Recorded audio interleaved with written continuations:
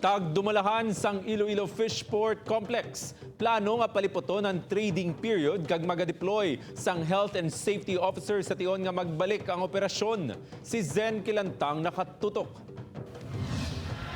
Nagsumiti subong adlaw sang dugang nga health protocol sa Iloilo City Government ang tagdumalahan sang Iloilo Fishport Complex. Madumduman nga gin-lockdown ang lugar matapos nga madamong ang mga empleyado kag negosyante ang nagpositibo sa COVID-19. Plano sang Fishport nga paliputon ng trading period sa tion nga magbalik ang operasyon. Kun sang una alas 8 sang gabi tubtob alas 4 sang kaagahon ng trading, karon ginaduso nila nga magaumpisa alas 5 sang hapon tubtob alas 10 na lang sang gabi.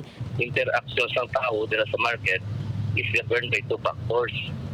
The length of trading and the number of participants.